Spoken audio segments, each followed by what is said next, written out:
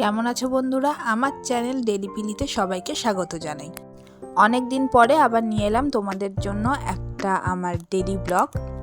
Last তোমাদের সাথে বিয়ের ব্লগটা শেয়ার করা হয়েছিল, তারপরে আর কোনো ব্লগই তেমনভাবে শেয়ার করিনি।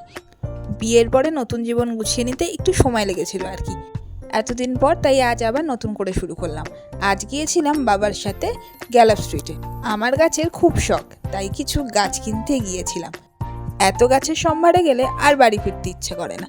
চারিদিকে ঘুরে ঘুরে এটা সেটা গাছ দেখছিলাম। কিছু অর্কিড দেখলাম, দাম বললো 350 টাকা করে। আর এই যে দেখছো ঘন্টা জবাটা, এটা বলেছে 100 টাকা। জবাটার কোয়ালিটিটা খুব একটা ভালো না, তাই নিয়ে নিই।